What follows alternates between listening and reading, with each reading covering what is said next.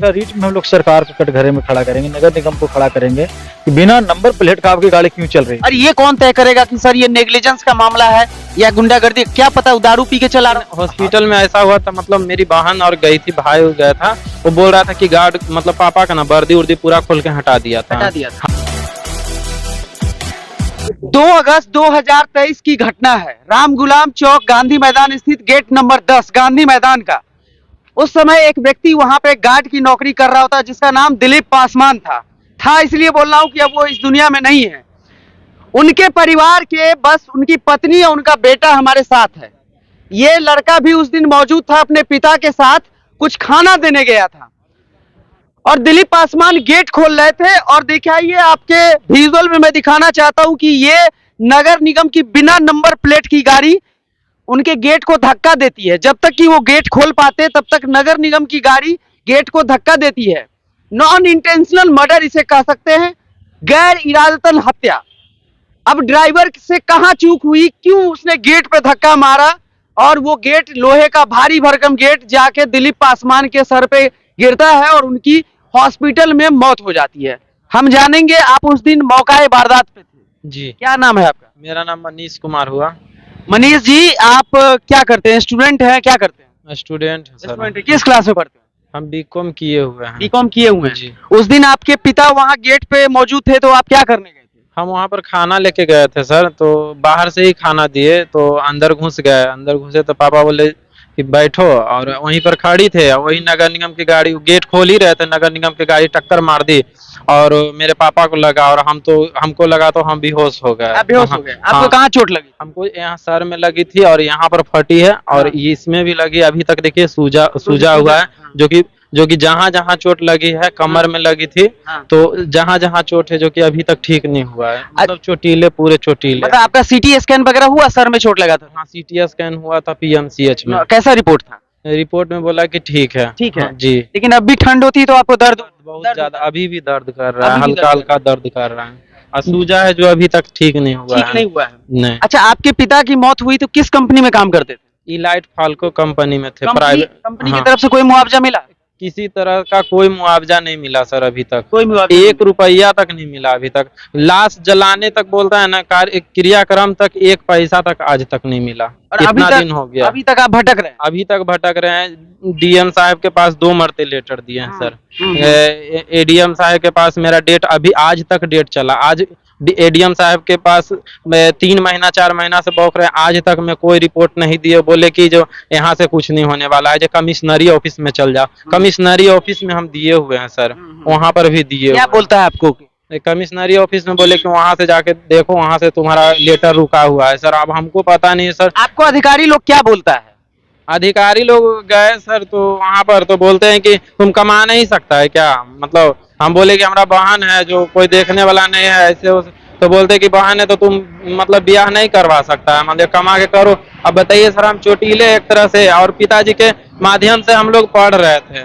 हम 4 भाई 2 बहन हैं, सभी लोग पढ़ रहे थे, तो वो मतलब बता सकते हैं कि चारों भाई क्या कर सकते, आगे जाके ना कर सकते तो पिताजी के ही माध्यम से न करते सर। कभी भी कुछ भी करते आगे जाके तो पिताजी, अभी मेरे पिताजी का डेथ हो गया, अभी चारों मतलब पूरा परिवार बौख रहे हैं। अभी तक मतलब खाने तक क्या खाते हैं ना खाते हैं कोई देखने वाला है? अभी तक आपका कितना खर्चा हुआ है इस पूरे भाग दौड़ में? पूरा 65,000 हो गया सर खर्चा। हाँ, कहीं से कोई उम्मीद नहीं नजर कहीं से कोई उम्मीद नहीं नजर आ रही है सर तभी अभी आप सोचे तक। कि मीडिया पे आके बोले जी जी जी कि आपकी बात को सरकार के कान तक जाए। जी जी जी। हम देख सके। जी, हम आपको 2 ये भी उप मुख्यमंत्री के पास गए हैं, तेजस्वी यादव और लालू यादव दोनों से मिले हैं। हाँ, मिले हैं? हम क्या मिले बोले? उन लोग में भी दिए तो वो लोग बोले ठीक है जाओ, हो जाएगा। आज तक कोई रिपोर्ट नहीं है। हम मैसेज जाएगा, आज तक मैसेज भी नहीं आया। किस जिला के रहने? पटना जिला के? हम पटना जिला अठमलगुड़ा दौलतपुर के रहने वाले हैं। वार्ड जी संख्या 12 के? जी। अच्छा, माता जी से बात करेंगे। देखिए, ये पुत्र का बयान आपने सुना, किस तरीके से आज एक गरीब आदमी जब किसी भी वजह से, लेकिन नियम ये होता है कि किसी कंपनी में अगर कोई एम्प्लॉय काम करता है, वो 5 दिन काम में रहे। कितने ज्वाइन किए, कितना दिन हुआ था? 7 दिन हुआ था। लोग बोलते हैं, एडीएम साहब बोले 7 दिन में तुमको क्या मिलेगा। ऐसा थोड़ा ना होता है सर कि मान लीजिए 7 दिन में आप जान ले लीजिएगा, तो किसकी गैर जिम्मेदारी की वजह से जान गई? नहीं हाँ, पूछा आपने? नहीं पूछे तो बोलते कि तुम जाओ बाहर जाओ, तो हमको और मम्मी को एक बार सेकेंड बार वो बाहर कर दिए थे, बाहर कर दिए थे। आज भी लास्ट हुआ तो हम बोले सर हम कब तक बौखते रहेंगे सर, हमको कीजिए, इंसाफ कीजिए। तो बोले तुम ज्यादा बोलेगा, एडीएम साहब विजय कुमार सिंह हैं, लोक शिकायत निवारण में बैठते हैं। अच्छा, जी। तो ये है बिहार के प्रशासनिक विभाग का और आला अधिकारी का, एडीएम का बारे में ये बता रहे हैं कि इनको किसी तरीके से ऑफिस से निकाल दिया गया। चलिए, ये बात तो बात की है, पहले हम इनसे बात करेंगे। माता जी, सरकार से क्या आपका विनती रहेगा? सरकार से ये गिनती है कि हमको कुछ मुआवजा दे दीजिए। 2 लड़की है, शादी भी हम कैसे करेंगे, गरीब आदमी है, कहाँ से हम क्या करेंगे। आप कंपनी हमको मुआवजा दे दीजिए, पेंशन दे दीजिए। कंपनी कितना बोल रही है देगी पेंशन? 2000 से क्या होगा, 2000 से कुछ नहीं होगा। अच्छा, आपके पिता की सैलरी कितनी थी? सैलरी कंपनी वाले नहीं बता रहे हैं कि कितना सैलरी मिलता है, नहीं बता रहे हैं। आप क्या 12,000 बोल रही हैं? 12,000 अंदाज बोल रहे हैं कि 12-13,000 ऐसे बोलते थे। और उसका कोई ज्वाइनिंग लेटर वगैरह भी नहीं दिया? ज्वाइनिंग लेटर नहीं दिया था सर, लेकिन पापा तो रहता तो पेपर रहता, हम पूरा खोज लिए, कहीं नहीं था। तो बोले कि हमको दीजिए। आईडी कार्ड दिया था? हाँ, आईडी कार्ड था। आईडी कार्ड हाँ, और हॉस्पिटल में हम तो बेहोशी थे सर, लेकिन हॉस्पिटल में ऐसा हुआ था, मतलब मेरी बहन और गई थी, भाई गया था, वो बोल रहा था कि गार्ड मतलब पापा का ना वर्दी उर्दी पूरा खोल के हटा दिया था। हाँ, और तो अज्ञात गाड़ी लिख के मतलब एक्सीडेंटल में डाल रहा था। अज्ञात गाड़ी लिख दिया? अज्ञात गाड़ी दिखा रहा था। ये जो नगर निगम की गाड़ी की तस्वीर मेरे हाथ में आपने जो दी है, अज्ञात गाड़ी लिख के दे रहा था, जो कि हम प्रूफ कर देंगे। जो लड़का वहाँ पर था, बहन मेरी थी, और सब आदमी था, वो सब बताएगा आपको। वही जो FIR कॉपी लिखवाया है मेरा भाई का नाम से, वो सारा बता देगा अगर जो ऐसा होगा तो। हाँ। अच्छा, न्यूज़पेपर की कटिंग में मैं देख रहा हूँ कि न्यूज़पेपर में तो सीधा लिखा हुआ है कि नगर निगम के डंपर ने गांधी मैदान के गेट को दबकर गार्ड की मौत। ये तो छपा है न्यूज़पेपर में, इसके बावजूद भी कोई कार्रवाई नहीं हुआ, अभी तक कोई कार्रवाई। आप उप मुख्यमंत्री से मिले हैं, लालू प्रसाद यादव जी से भी मिले? हाँ, उनसे भी मिले। आवास पे जाके हम खुद 2 मरतबा आवास पर गए। शाम के 4 बजे गए थे। 11वां महीना 4 तारीख को गए थे, इस महीना 4 तारीख को गए। इस महीने में भी गए? इस महीने भी 4 तारीख को गए थे जी। हम मानवाधिकार में दिए, महिला आयोग में दिए, अनुसूचित जाति आयोग में दिए, कमिश्नरी ऑफिस में दिए, सब जगह दे दिए, अभी तक कोई सुनवाई नहीं हुआ। नहीं सर। अब आप 5वां महीना चल रहा है सर। 5वां महीना चल रहा है जी।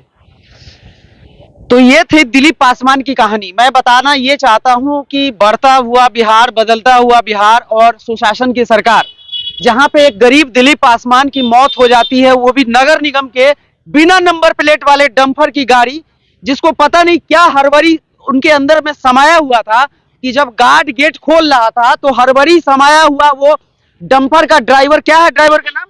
रंजीत कुमार सिंह नाम है। रंजीत कुमार सिंह। ये रंजीत भाई साहब के अंदर में हड़बड़ी का जिन घुसा हुआ था कि वो 10 तारीख को राम गुलाम चौक गांधी मैदान स्थित गेट नंबर 10 को गाड़ी से 15 अगस्त का काम चल रहा था, गाड़ी से ही गेट को खोल दिए। उनको गार्ड से खोलवाने की जरूरत नहीं पड़ी, लेकिन बेचारे गार्ड दिलीप पासवान थे। अब उतना लोहा का भारी भरकम गेट संभाल नहीं पाए, उनकी मौत हो गई। लेकिन भाई साहब 65,000 70,000 रुपया ये गरीब परिवार भटक रहा है, कोई सुनने वाला नहीं है। जो महानुभाव से मिले आपने सुना पूरे विजुअल्स में, मैं मुझे बताने की जरूरत नहीं है। ये है बिहार सरकार, और ये है कौन कौन आयोग गए थे? मानवाधिकार आयोग गए, महिला आयोग गए, और अनुसूचित जाति गए जी। सारा कमिश्नरी ऑफिस गए, कोई काम नहीं दिया। नहीं अथी परिवहन विभाग में, दोनों जगह परिवहन विभाग होता है, दो आयोग और परिवहन विभाग दोनों जगह पर दिए हुए हैं, तो कहीं कुछ नहीं हुआ अभी तक। कहीं कुछ नहीं? सारा प्रूफ है मेरे पास, सारा प्रूफ है जो जमा किए हैं मेरे पास। इस वक्त मेरी मौजूदगी जो है मिलर ग्राउंड के बगल में है, क्योंकि यहाँ इसलिए ये लोग आए थे कि अब ये लोग ट्राई कर रहे हैं हाईकोर्ट का शरण लेने का। तो हाईकोर्ट के वकील भी हमारे साथ हैं, हाईकोर्ट के वकील हैं, उनसे भी जानेंगे कि ये मामला अगर इनके पास जाता है तो ये केस किस तरह का होगा। क्या सर, आपने बबलू जी पहले स्वागत है, क्या इस तरह के केस में क्या हो सकता है? देखिए, मैंने तो इनसे कहा था कि चूंकि 304A लगा हुआ है, नेग्लिजेंस बाय डेथ है, तो इसमें कोई बड़ा सजा वाली बात कोई है नहीं, क्योंकि गलती से किसी से भी लग सकता है, कर सकता है। लेकिन सबसे बड़ा इसमें सवाल है ना कि चूंकि बिना नंबर प्लेट की गाड़ी है, तो एक नेग्लिजेंस दिख रहा है साफ गवर्नमेंट का, नगर निगम का, कि बिना नंबर प्लेट की गाड़ी अलाउ, जबकि है नहीं कि बिना नंबर से आप चलेंगे। तो यहाँ पे एक सर, मैंने उस दिन नया बाइक लिया मैं, जिसका नंबर मैं बता रहा हूँ BR01HM 8959।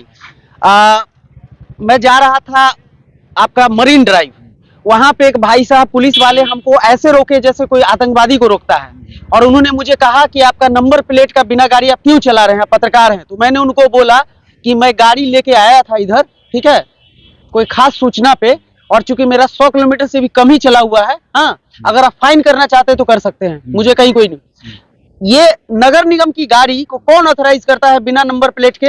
और पूरे मामले में जैसा इन्होंने बताया, मनीष भाई ने बताया, कह रहे हैं कि अज्ञात गाड़ी घोषित कर दिया गया। हाँ। लेकिन वो तो पेपर का हाँ, शुक्रिया देखिए है कि पेपर में नगर हमने निगम के देखा है, तो नंबर की चूंकि गाड़ी- तो मैंने कहा कि जब नंबर रहता है तो हम लोग इंश्योरेंस क्लेम करते हैं, लेकिन चूंकि यहाँ बात है कि अब है नहीं, तो इनको मैंने कहा कि आप इधर उधर मत जाइए, मानवाधिकार आयोग का ऐसा कोई मामला बनता नहीं है, महिला आयोग का कोई मामला बनता ही नहीं है, मुख्यमंत्री के जाने के पास आपको ऐसा है कि नहीं मिल जाएगा, जो भी चीज मिलेगी बाय प्रोसेस ऑफ लॉ मिलेगी। तो हमने कहा कि आप रीट में आ जाइएगा, रीट में हम लोग सरकार को कटघरे में खड़ा करेंगे, नगर निगम को खड़ा करेंगे कि बिना नंबर प्लेट का आपकी गाड़ी क्यों चल रही है। अरे ये कौन तय करेगा कि सर ये नेग्लिजेंस का मामला है या गुंडागर्दी? क्या पता वो दारू पी के चला रहा हो। हाँ, तो फिर ठीक है, देखिए तो उस पर मुकदमा तो हुआ है ना, लेकिन सबसे बड़ी बात है कि यहाँ पे जो बात है कि अफेक्ट हुए इनके हस्बैंड, इनके जी। पिताजी जो हैं वो डेथ किए हैं, तो और वो एक कंपनी है जो लाइट कंपनी में गार्ड में रुके थे, तो उसको भी हम लोग मेंशन करने का काम करेंगे रीट में आएंगे तो, कि वहां से भी इनको पेंशन देने का, क्योंकि इनका जीवन यापन कौन करेगा भाई, वहाँ पे एम्प्लॉय थे, तो एम्प्लॉय में लेबर लॉ कहता है कि जब आप कहीं पे